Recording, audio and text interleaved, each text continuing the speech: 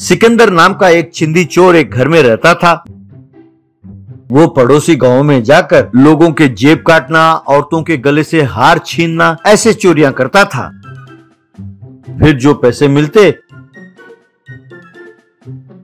उससे जुआ खेलता, शराब पीता और जब पैसे खत्म हो जाते फिर चोरियां शुरू कर देता। एक दिन जंगल के रास्ते से वो एक गांव की ओर जा रहा था। रास्ते में एक पेड़ के नीचे उसे एक आदमी बैठा दिखाई दिया। एक दूसरे को प्रणाम करने के बाद सिकंदर, भैया तुम्हारे हाथ में ये बांसुरी कैसी? क्या तुम बांसुरी के कलाकार हो? तब वो आदमी, अरे नहीं भैया, ये तो जादुई बांसुरी है, इसे बजाते ही क्या कमाल होता है, अब खुद ही देख लो। तुम्हें भूख लगी है भैया? तब सिकंदर, हाँ भाई साहब, पेट में चूहे कूद रहे हैं। तब वो आदमी, तो देखो भैया, तुम्हारे लिए बढ़िया सा चिकन बिरयानी बना कर देता हूँ। तब सिकंदर, लेकिन भैया चिकन बिरयानी यहाँ कहाँ से बनाओगे? यहाँ तो मुर्गियां ही नहीं है आसपास। तब उसने कहा, हाँ हाँ देखते जाओ, कहकर अपना बांसुरी उठाया और उसे बजाने लगा। बस दूर से एक जंगली मुर्गी उसकी ओर आने लगी।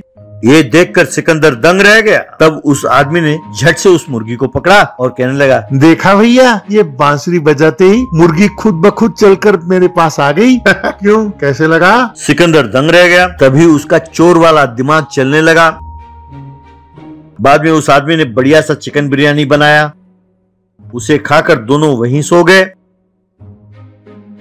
जब वो आदमी गहरी नींद में था, सिकंदर ने चुपचाप उसकी बांसुरी को चुराया और वहां से खिसक गया। जब उस आदमी ने आंखें खोली और उसे बांसुरी नजर नहीं आई, तब वो तिलमिला गया। सिकंदर गांव लौटा और अपने घर के बाहर ही उसने एक टनल खोदा। यूं खोदते खोदते उसने एक अंडरग्राउंड मैदान बनाया। उस सुरंग में जाने के लिए उसने घर के बाहर ही कुछ सीढ़ियां बनाई और एक दरवाजे से उसे बंद कर दिया। उस रात को वो घर से बाहर निकला और गली गली घूमते हुए वो बांसुरी बजाने लगा।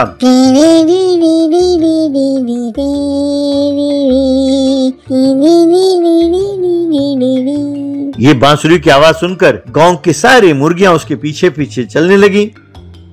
यूं बांसुरी बजाते बजाते वो घर के पास आया और सुरंग का दरवाजा खोला और नीचे जाने लगा। मुर्गियां भी उसके पीछे पीछे जाने लगीं। सुरंग के अंदर बांसुरी बजाते हुए जाने लगा और मुर्गियां उसके पीछे पीछे जाने लगीं। नीचे मैदान में पहुंचने के बाद उसने सब मुर्गियों को दाने डाले। अरे वाह, इन मुर्गियों को दाना डाल डाल कर इन्हें तगड़ा कर दूंगा, फिर इन्हें बेचूंगा तो पैसे ही पैसे मिलेंगे। खाओ बच्चों खाओ, डट कर खाओ। इस तरह मुर्गियां वहां डटकर खाने लगी। अगले दिन मुर्गियों को गायब पाकर सब गांव वाले परेशान होने लगे। उन मुर्गियों को एक ऑटो में डालकर सिकंदर ने पड़ोसी गांव में जाकर बेचा। फिर उन पैसों से उसने खूब शराब पी। यूं जब पैसों की जरूरत पड़ी तो उसने बांसुरी बजाना शुरू किया। मुर्गियों को पकड़कर अंडरग्राउंड टनल में ले जाना और फिर उन्हें बेचना, यह सिलसिला चलता रहा। मुर्गियों को गायब पाकर गांव वाले परेशान होने लगे। उन्होंने जाकर एसआई से शिकायत की। एसआई के समझ में कुछ नहीं आया और वो परेशान होकर सिर पकड़ने लगा। जिस व्यक्ति का बांसुरी गायब हो गया था वो एसआई के घर आया। एसआई, और साले साहब कैसे हो, कैसे आना हुआ? भाई तुम्हें तो कहा था शादी कर लो, लेकिन तुम हमारी बात सुनते नहीं हो और घर छोड़कर चले गए। जब देखो साधुओं के संगत में घूमते रहते हो, बस लोक कल्याण के लिए कर रहा हूँ कहकर गाँव गाँव भटकते रहते हो। अब तुमने कैसी साधना की, क्या पाया, जरा हम भी तो सुने। तब उस व्यक्ति ने अपने बांसुरी के बारे में बताया और कहने लगा, जीजा जी, बड़ी मेहनत से मैंने उस बांसुरी को कमाया था। किसी कमीने चोर ने उसे चुरा लिया मुझसे। अगर वो मेरे हाथ लग गया तो मैं उसे मार डालूंगा।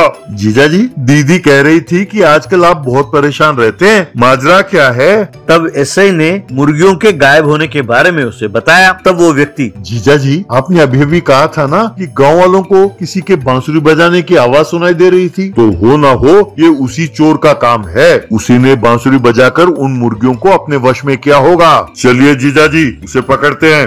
उस दिन रात को दोनों एक जगह छिपे और देखते रहे। तभी उन्होंने देखा कि सिकंदर बांसुरी बजाता हुआ मुर्गियों को अपने साथ ले जा रहा था।